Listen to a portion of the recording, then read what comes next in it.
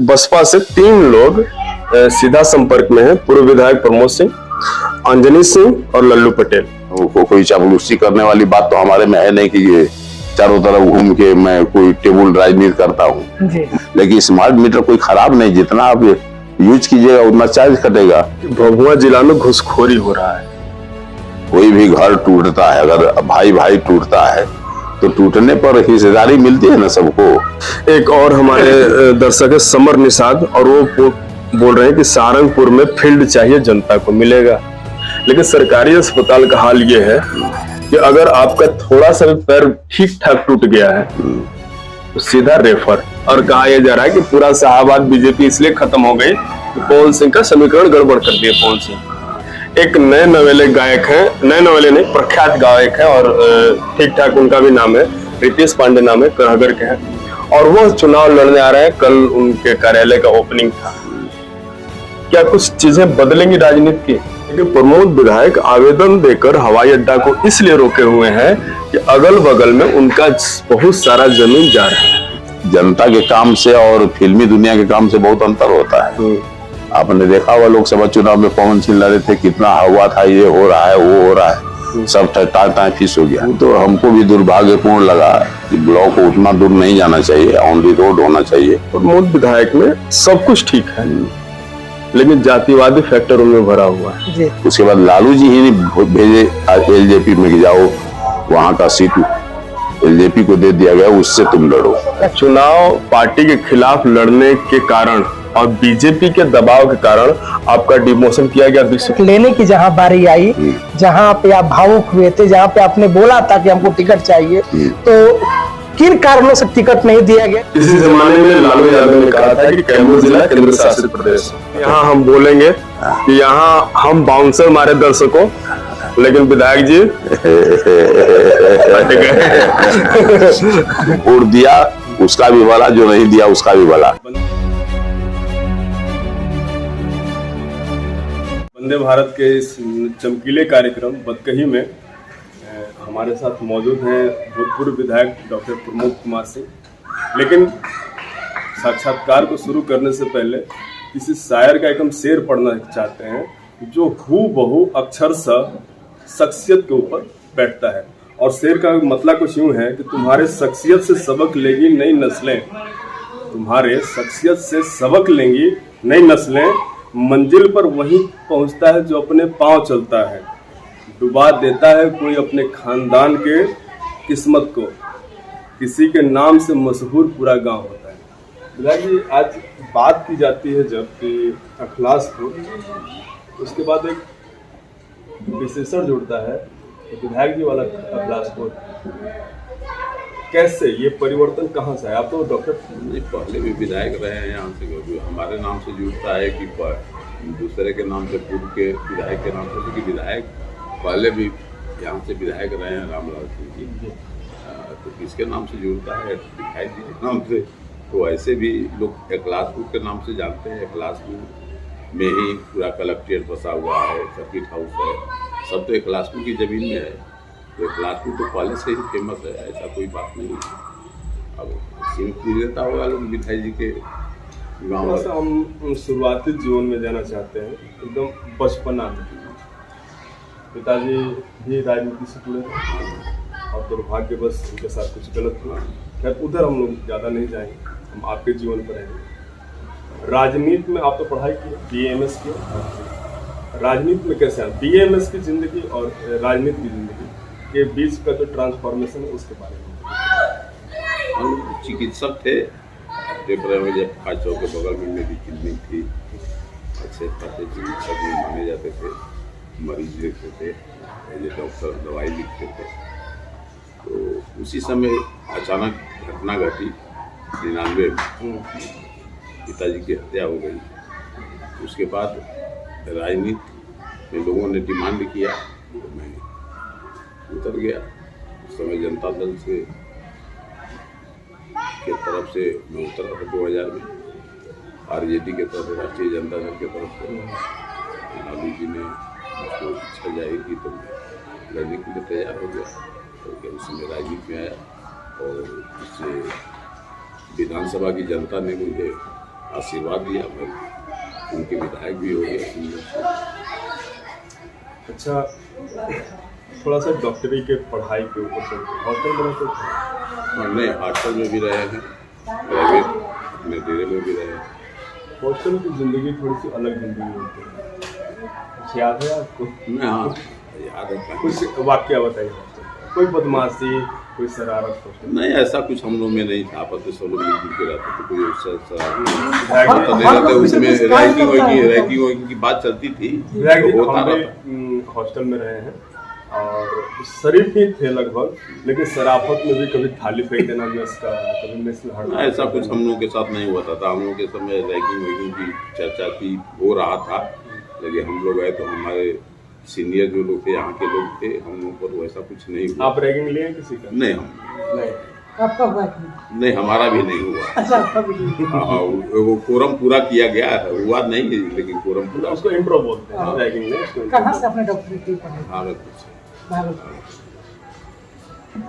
वर्ष 2001 में 2000 में आप विधायक का चुनाव जीतते हैं और वर्ष 2001 में एक मामला आता है और मामला ये आता है, लोग जो आपके ऊपर आरोप लगा रहे हैं कि मनरेगा का काम करवाया गया आपके द्वारा। हम तो कभी मनरेगा का काम ही नहीं जानते। पूरा प्रश्न सुनिए। मनरेगा का काम करवाया गया, उसमें कुछ आपके लोग थे और उसमें कुछ अनियमितता हुई, जिसकी वजह से जेई को बर्खास्त किया गया। 2001 में वैसा कोई मनरेगा योजना चला ही नहीं था हमारे समझ से। कोई मनरेगा को ऐसा काम ही नहीं हुआ था। हमारे लोग कौन थे, हम तो कभी ठेका उका देते नहीं है, न किसी को। कौन लोग करते हैं कि जितने भी ठेकेदार हैं वो तो सब लोग हमारे हो सकते हैं। एक और प्रश्न हमारा है कि आप दूसरी बार फिर चुनाव जीतते हैं, लेकिन तीसरी बार आप चुनाव जीतते हैं और एक बयान आपका आता है और उस बयान में ये बात बोली जाती है कि हम चारों सीट विधानसभा हरवा देंगे। 15 की बात है। हाँ, 2015। तीसरा इलेक्शन जीतने की बात नहीं थी, 2015 की बात थी। जो आप कह रहे हैं, आप ठीक कह रहे हैं कि उसमें मैंने कहा था। वो जादू हम समझना नहीं, चाहते जादू हैं। कुछ नहीं था, जनता का आक्रोश था। जनता चाह रही थी कि जहां, मान लीजिए कि जहां गठबंधन होता है, कोई भी घर टूटता है, अगर भाई भाई टूटता है तो टूटने पर हिस्सेदारी मिलती है ना सबको, या बराबर मिले, कुछ कम मिले, कुछ बेसी मिले। वही बात थी। यहाँ भी हम लोगों का परिवार थे, गठबंधन था। गठबंधन में चूंकि हमारे दल को हिस्सेदारी नहीं मिली थी, उसी में आक्रोशित था हमारे दल के जितने भी वर्कर थे। तो उसमें हमने कहा था कि नहीं, अगर हम लोग को हिस्सेदारी नहीं मिली तो नहीं, आपके वर्कर कैमूर विधानसभा में आक्रोशित हो सकते हैं। हाँ, तो बाकी 3 वर्करों की मीटिंग किए थे, मीटिंग के बाद ही बात बोले थे।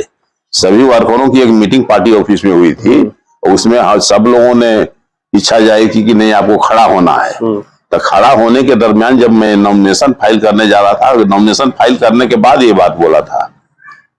हमारे को याद होगा, नहीं समझ पाए। वर्कर तो कैमूर भभुआ के विधानसभा में हम मानते हैं, भभुआ विधानसभा में, कैमूर जिला उस समय मैं जिला 3 विधानसभा में भी आपका कैमूर जिला में चला रहा था ना उस समय। तो जिला आज तक तो, आज के कुछ दिन पहले तो जिला अध्यक्ष थे ना। तो चारों विधानसभा में तो हम लोग संगठन को तैयार किए थे, मजबूती से तैयार किए थे। क्या ऊपर से भी आपको? नहीं, ऐसा कुछ नहीं था, ऐसा कुछ नहीं था कि ऊपर से कोई इस तरह का इंस्ट्रक्शन मिला हो कि आप चुनाव लड़िए या कुछ कीजिए। लेकिन अभी हम लोग आपको लपेटेंगे। हाँ, और अगले प्रश्न के लिए हम अपने सहयोगी को देते हैं। हाँ, बिल्कुल। जिस बात जो प्रश्न जो कर रहे थे हमारे सहयोगी, तो उसका इंटरव्यू वंदे भारत समाचार के चैनल पे हुआ था। आपको कुछ याद है? नहीं, हमको याद नहीं है। उस पे आप भावुक भी हुए थे, आप रोए भी थे। आपकी अंदर की जो पीड़ा है वो सामने आई थी और उस पे काफी लोग देखे थे और बहुत सारे कमेंट भी आए थे। तो वो क्या वाकया रहा जो बैठकी, उसके बाद साथ साथ में जितने आपके वर्कर्स रहे, जो आपके जितने पार्टी के लोग रहे, साथ में आपको चुनाव लड़ने के लिए बोले, क्या कारण मानते हैं टिकट नहीं मिलने का? पार्टी में ईमानदारी से कभी भी जब कोई काम करता है बिना निस्वार्थ भाव से जी, तो अगर उसको कष्ट होता है पार्टी शीर्ष नेतृत्व से, उस तरह की भावना जगती है। ये तो स्वाभाविक बात है कि पार्टी नेतृत्व से जब उस तरह का कष्ट होगा तो भावना जगनी स्वाभाविक बात है। तो भावना जगी होगी उस समय जब की बात कर रहे हैं आप, जी। तो उस समय भावना जगी।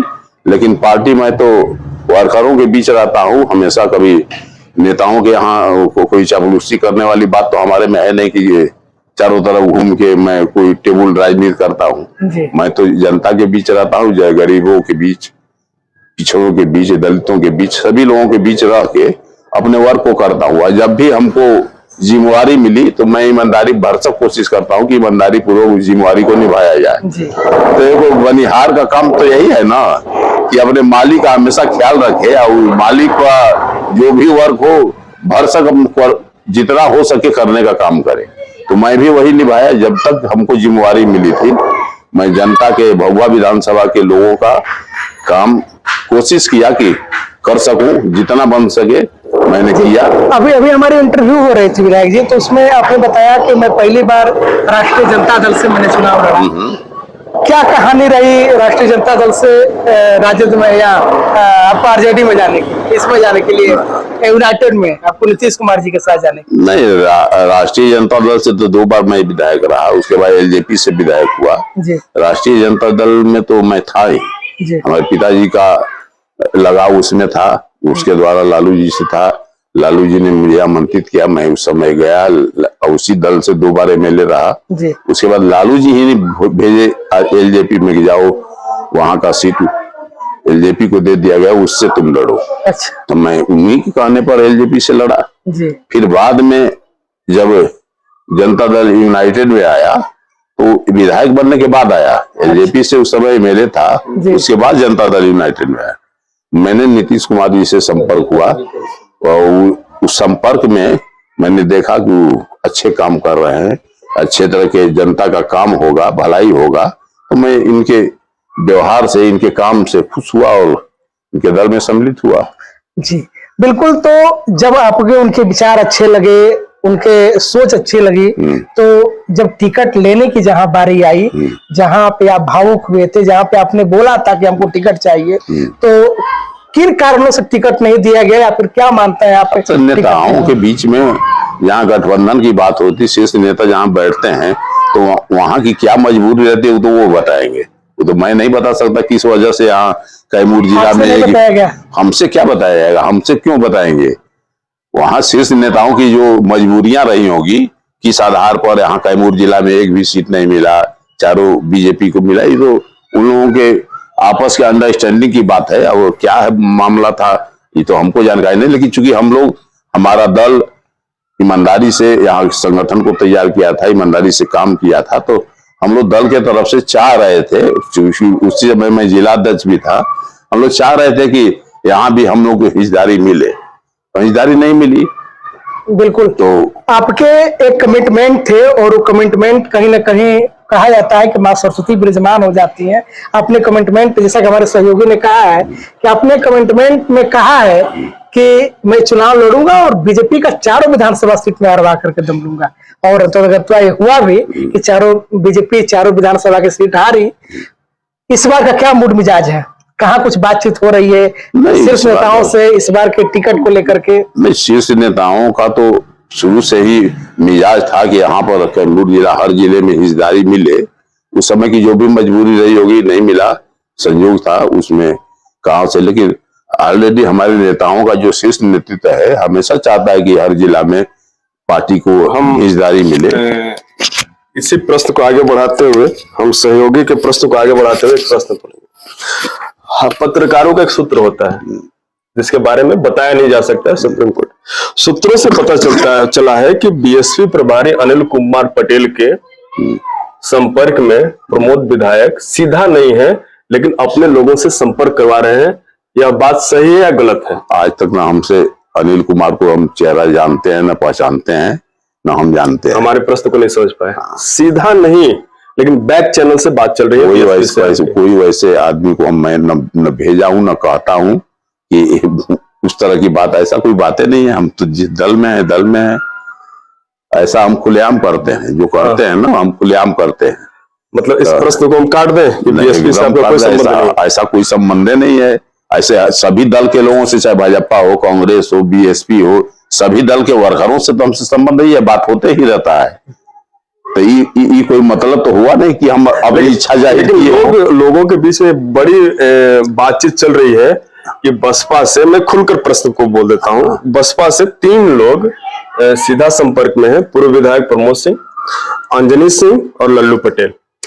पता नहीं अब लोग कौन कौन लोग हैं, ये तो हमको जानकारी नहीं, लेकिन मैं व्यक्तिगत रूप में कहीं वैसा संपर्क में नहीं। ठीक, हम लोग दूसरे प्रश्न पर आते हैं। आप जिले में 20 सूत्री की समिति का गठन होता है। हाँ। जब सरकार आरजेडी और जेडीयू की थी, आपके गठबंधन की, तो 20 सूत्री के आप उपाध्यक्ष थे। हाँ। जब सरकार बीजेपी और जेडीयू की बनी तो अब आप केवल सदस्य हैं। क्या चुनाव पार्टी के खिलाफ लड़ने के कारण और बीजेपी के दबाव के कारण आपका डिमोशन किया गया 20 सूत्री? नहीं, ऐसा कोई बात नहीं है। आपको समझ में फर्क है। जिला अध्यक्ष जो रहता है गठबंधन के, वही लोग जाए। अभी बीजेपी और जदयू के जो जिला अध्यक्ष हैं वही दोनों उपाध्यक्ष हो गए। उस समय भी मैं जिला अध्यक्ष था, मैं बागी के तौर पर लड़ा था। उसके बाद मेरा रिटर्निंग हुआ था, उसमें रिटर्निंग मैं कैसे हुआ? तब तो नेता नहीं चाहते तो नहीं होता, नेताओं की इच्छा थी तभी ना रिटर्न हुए। तो ऐसा कुछ नहीं है डिमोशन वाली बात। जो भी जिला अध्यक्ष रहेगा वही उपाध्यक्ष रहेगा, ये पार्टी का रूल है। 20 सूत्री में जो जिला अध्यक्ष रहेगा पार्टी का वही उपाध्यक्ष रहेगा। ऐसा कोई डिमोशन वाली बात है या प्रमोशन वाली बात तो नहीं है। चलो फिर एक सवाल मेरा निकल गया इससे। आप जिला अध्यक्ष थे? हाँ थे। फिर बगावत करके आप चुनाव लड़े? हाँ। और पुनः जिला अध्यक्ष बन गए? हम बने।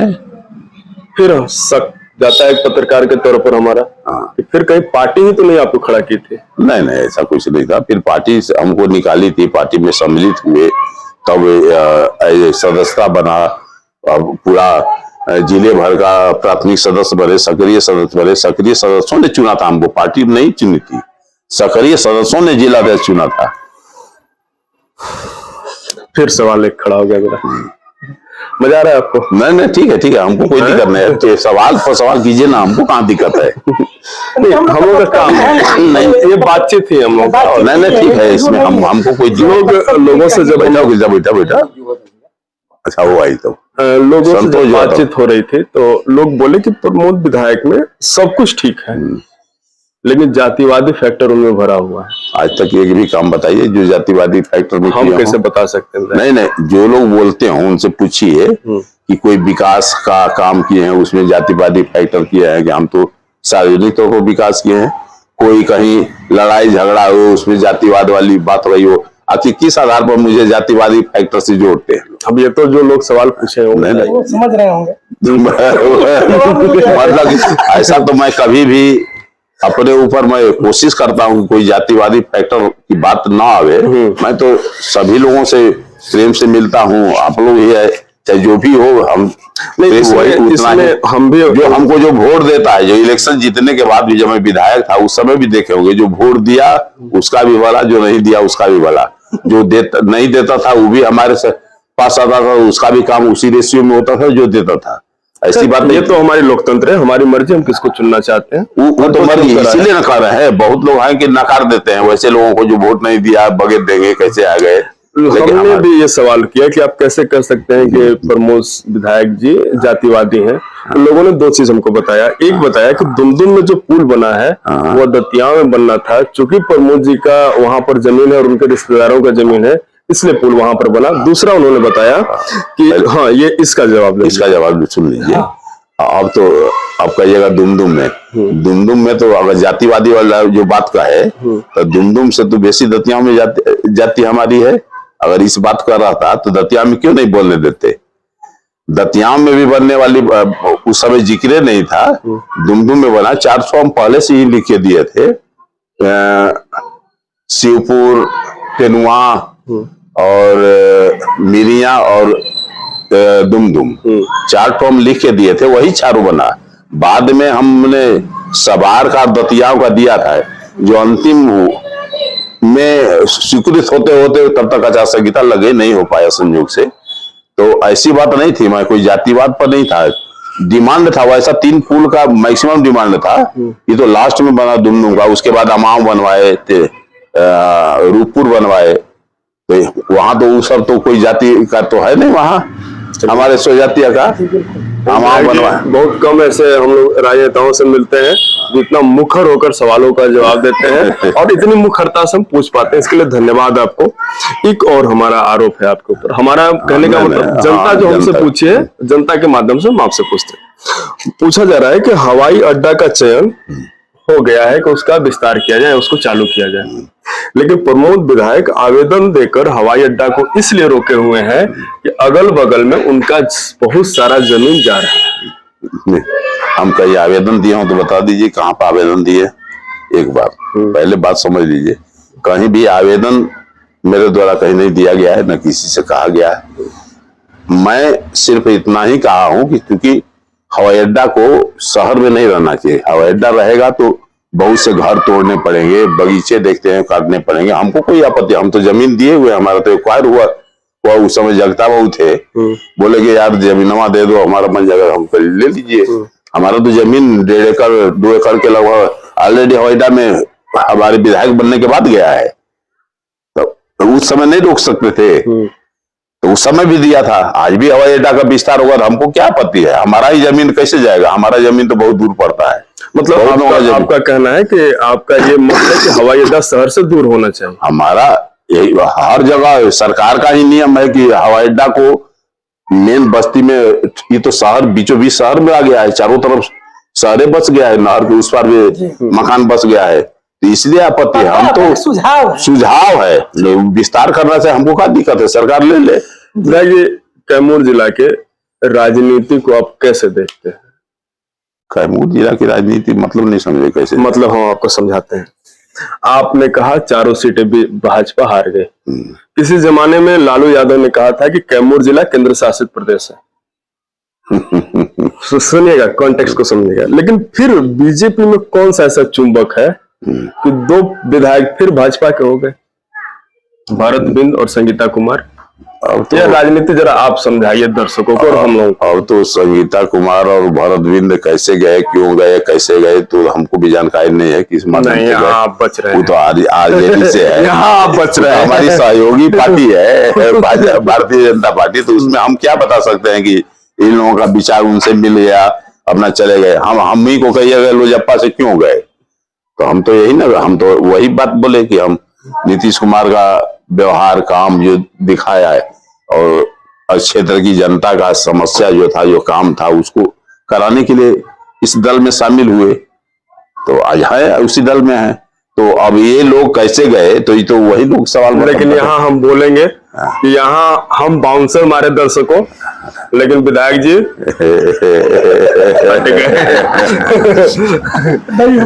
नहीं, ये तो वो सवाल बताएंगे ना आगे। कर गए आप इस सवाल को। अच्छा, आगे आते हैं हम लोग।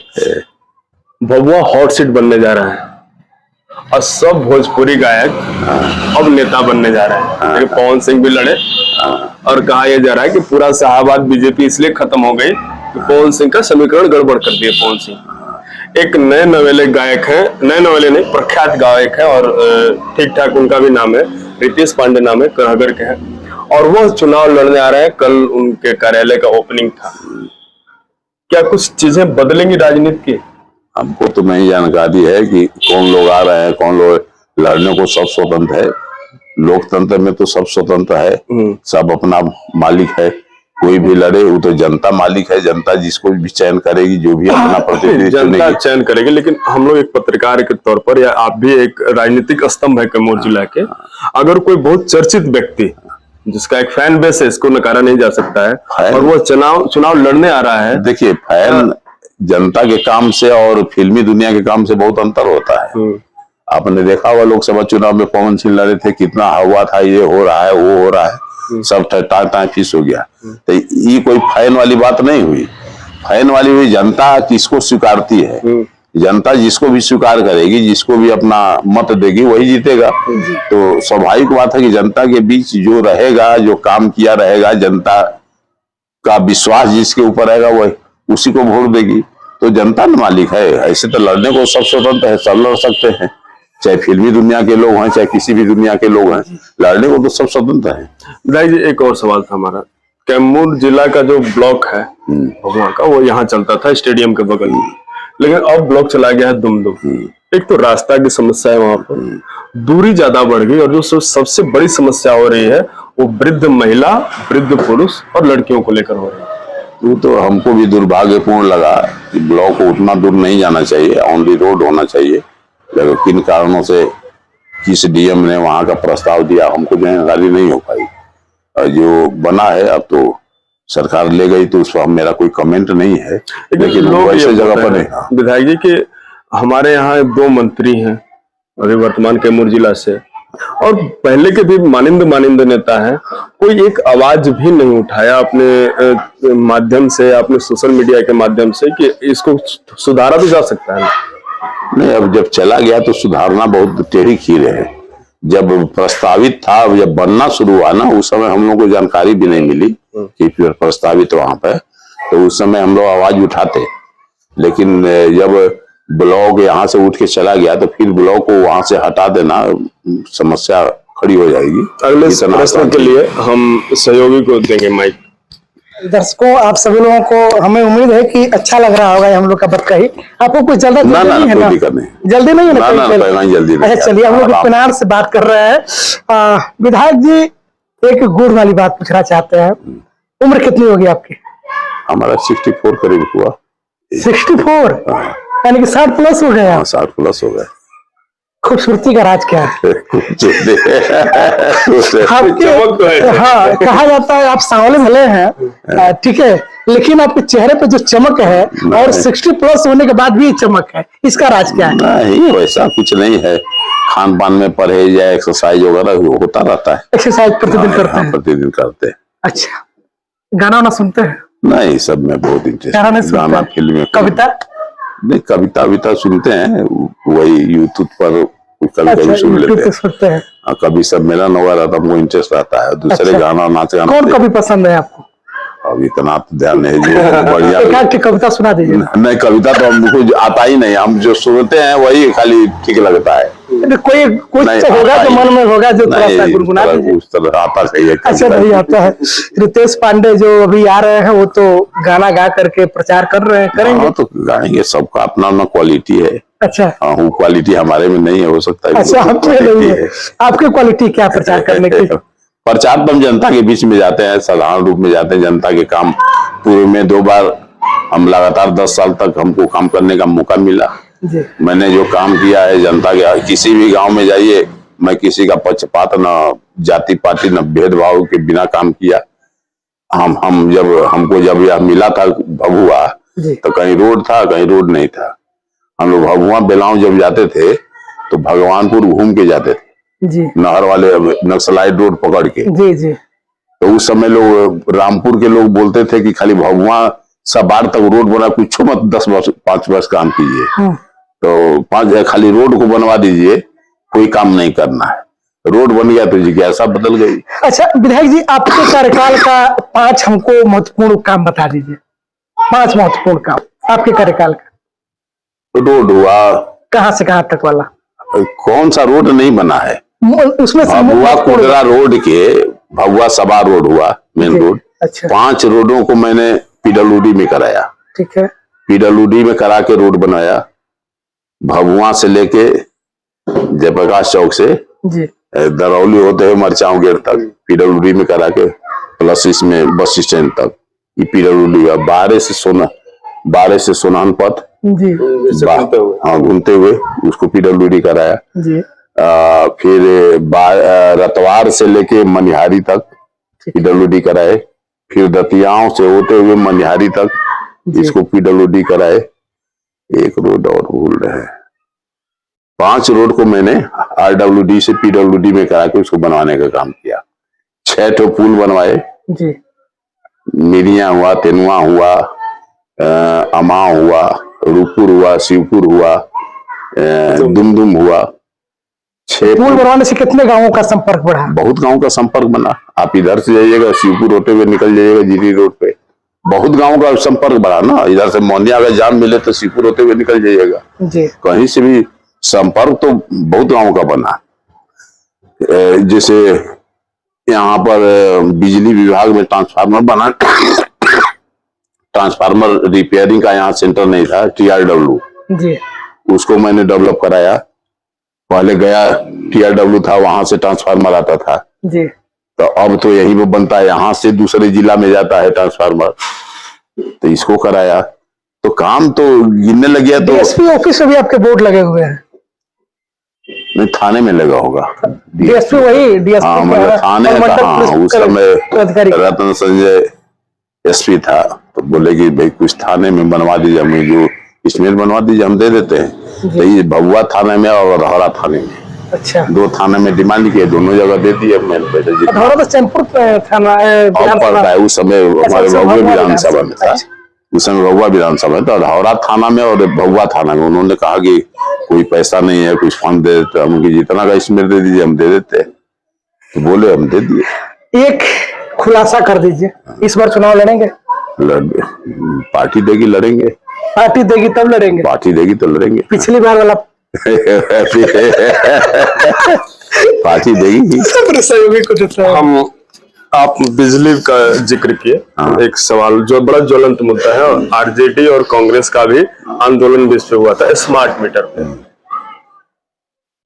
क्या आपका मत है, ये लगना चाहिए या इसको रोक देना चाहिए? लोगों में बड़ा विरोध है इस बात। नहीं, स्मार्ट मीटर देखिए, विरोधी दलों का तो एक ठो मुद्दा झूठ का लोग बनाते हैं। स्मार्ट मीटर कहीं कहीं खराबी है, कहीं कहीं जिसमें खराबी है उसमें दूर किया जा सकता है, लेकिन स्मार्ट मीटर कोई खराब नहीं, जितना आप यूज कीजिएगा उतना चार्ज कटेगा, ऐसा कोई थोड़ा है। जो चार्ज की बात कही, उसमें जो लोग बोल रहे हैं, एक पत्रकार के तौर पर जो जानकारी हम लोग को मिलती है कि मान लीजिए कैश हमारे पास है, लेकिन इनकेस हमारे अकाउंट में पैसा नहीं है, उस दौर में हम क्या करें? और पहली बात, जैसे हर लोग तो 300 रुपया महीना कमाता है, 300 रुपया पर डे मान लीजिए एक मजदूर कमाता है, और फिर रोज रोज चार्ज कैसे कर पाएगा? रोज रोज चार्ज की बात कहाँ है, जब खत्म होगा। नहीं, इतना थोड़ा 300 महीना कमाता तो 100 रुपया का डेली बिजली का यूज कर रहा हो। जो जितना कमाता है उससे बेसी यूज थोड़ा करेगा। लेकिन एक तो होता है ना कि मतलब लोग इसमें नेगलेक्ट हो, जैसे बड़े बड़े शहरों में जाइए तो वहां पर आदमी देखते रहता है कि हमारा मीटर कब, स्मार्ट मीटर चारों तरफ लगा हुआ है, कब चार्ज खत्म हो रहा है। जैसे मोबाइल सब चला रहा है ना, चाहे खोमचा बेचने वाला, चाहे सब्जी बेचने वाला, तो मोबाइल में रिचार्ज देख ले रहा है कि हमारा पैसा कितना बाकी है, और उसमें नहीं देख पा रहा है। ये तो विरोधियों का जागरूकता पैदा करना चाहिए। विरोधियों का एक भ्रम फैलाने वाली बात है कि स्मार्ट मीटर से कोई खराबी है। स्मार्ट मीटर और बड़ा ज्वलंत मुद्दे पर हम आते हैं। अगर हमें लड़की की शादी करनी होती है तो हम डेट फिक्स कर लेते हैं, अगर हमें घर बनवाना है तो हम अपना बजट बनवा लेते हैं, लेकिन हमें ये जानकारी नहीं रहती है कि हमारा दुर्घटना कब होगा या हम बीमार कब होंगे। इसकी जानकारी पहले से नहीं, ये एकाएक होता है। और बीमारी और दुर्घटना कभी ये देखकर नहीं आती है कि आपके घर में पैसा है या नहीं है। लोगों को जो सुलभ चीज दिखता है या जो आशा की किरण दिखते है वो सरकारी अस्पताल दिखती है, लेकिन सरकारी अस्पताल का हाल ये है कि अगर आपका थोड़ा सा भी पैर ठीक ठाक टूट गया है तो सीधा रेफर कहाँ? नजदीकी बनारस है, वहां नहीं, पटना। समस्या यह है कि पटना भी अगर जा रहे हैं तो जाने में 4 घंटा समय, तब तक रोग या तो और बढ़ जाता है, और वहां भी गए तो कोई लोकल हमारा है नहीं जहां सुविधा नहीं मिल पाती है। बनारस रेफर क्यों नहीं हो रहा? नहीं, देखिए कुछ इसमें गड़बड़ियां हैं। इसमें मैं सरकार की गड़बड़ियां, पहले रेफर होता था और एम्बुलेंस भी जाती थी।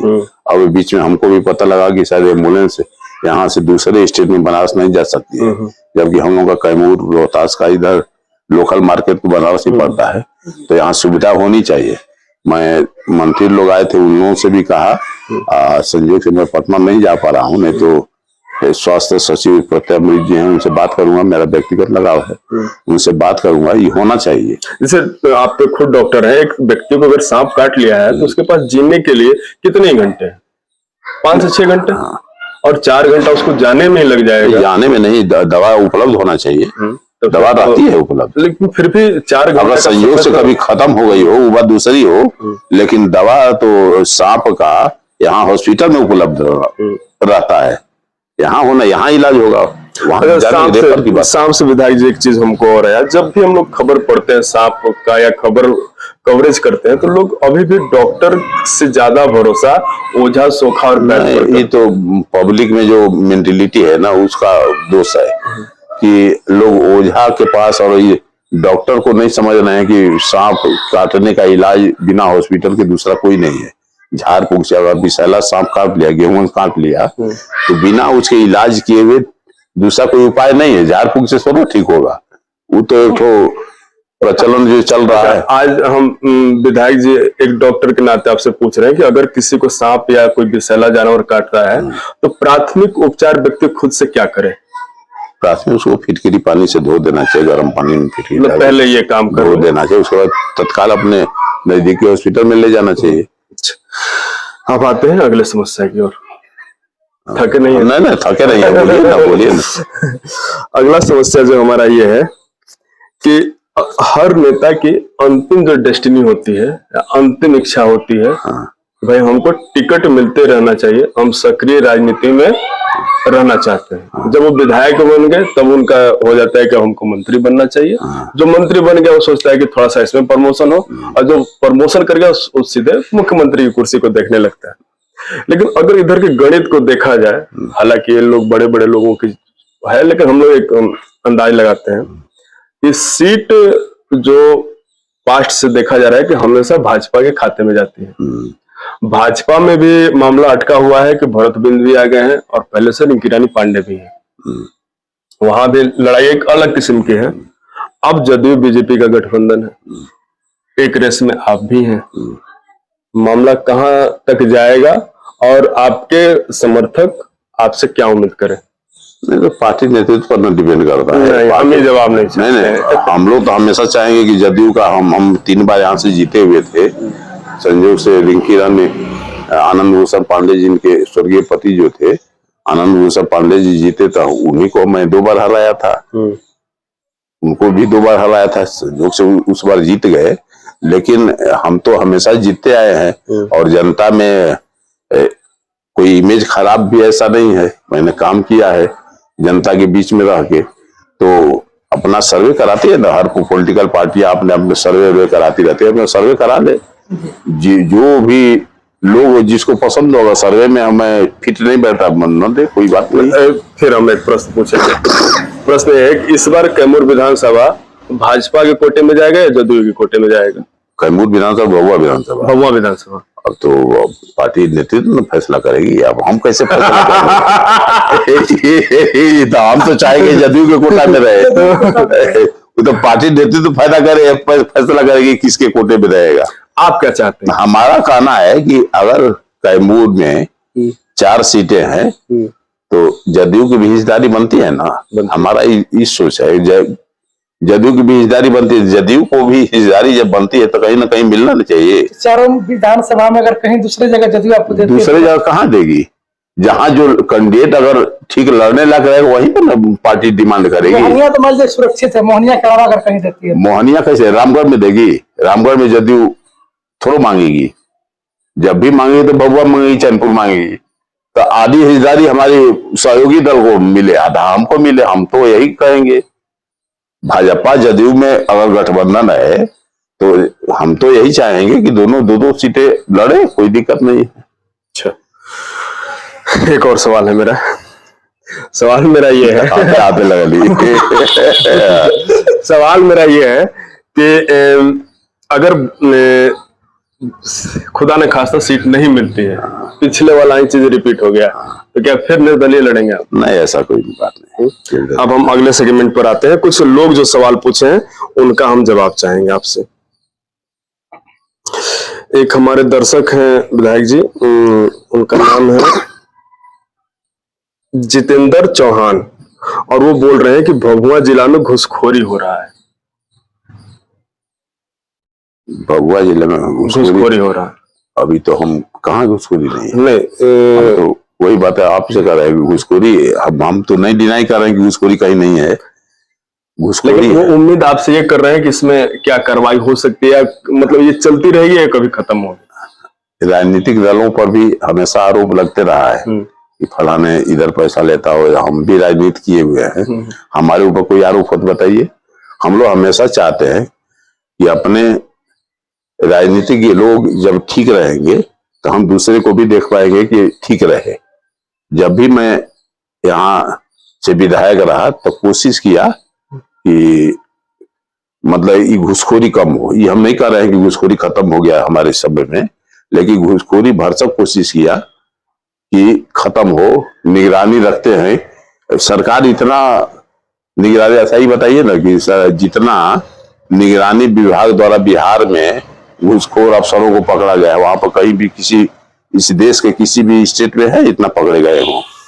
और तो ये सरकार तो हमेशा वैसे अधिकारियों पर वैसे नकेल कसना रहती है, लेकिन जनता को भी विश्वास नहीं होता है। बिना पैसा दिए तो काम। विधायक जी, ऐसा एक मामला था निबिया टांड का, हम लोग रिपोर्टिंग करने गए थे। एक सांप काटे हुए व्यक्ति को 700 रुपए के लिए पुलिस वाले सस्पेंड हुआ ना, लेकिन उसमें तो मुकदमा हत्या का दर्ज होना चाहिए, एकदम होना चाहिए। हम भी कह रहे हैं कि होना चाहिए, और हम भी कह रहे हैं कि होना चाहिए। वैसे लोगों की बात है कि उन लोगों का आरोप था कि कोई भी नेता या कोई भी सरकार का अधिकारी हमसे मिलने नहीं आया, जबकि बेहद गरीब लोग हैं। नहीं, कोई नहीं मिलना चाहिए। वहाँ के तो लोकल मंत्री हैं, सब लोगों को जाना चाहिए। एक और हमारे दर्शक है समर निषाद, और वो बोल रहे हैं कि सारंगपुर में फील्ड चाहिए, जनता को मिलेगा। फील्ड कहाँ से मिलेगा? जगह जमीन रहेगी तो, या तो सरकार एक्वायर करे, नहीं तो जगह कहीं बिहार सरकार रहेगी तब ना फील्ड मिलेगा। ऐसे कैसे मिल जाएगा? एक हमारे दर्शक है अभय सिंह, वो लिख रहे हैं क्या राजद में जाना चाहेंगे? नहीं, राजद में जाने का दावी, हम तो पार्टी में है, जदयू में है। दूसरे हमारे दर्शक हैं समीर यादव ब्लॉग करके, वो लिख रहे हैं कि विधायक जी को इस बार टिकट मिलेगा या इंडिपेंडेंस होगी इस बार भी? नहीं, ऐसी कोई बात नहीं। क्या बात है, इंडिपेंडेंस से लड़ेंगे तो पार्टी से लड़ेंगे तो पार्टी से। मजा आया आपको? हाँ ठीक है, बैठिए पहले। नहीं, अभी रुके रहिए, अभी तो हो रहा है। आप एक बार कैमरा पे बोल दीजिए कि वंदे भारत समाचार को, आप वंदे भारत समाचार के लोगों को मैं धन्यवाद दूंगा। लाइक, कमेंट करने और सब्सक्राइब करिए। सब्सक्राइब करिए। और जो भी प्रश्न है आप कमेंट में पूछिए, मैं फिर जवाब दूंगा। जो भी कमेंट है आप पूछ सकते हैं, मैं जवाब देने के लिए हमेशा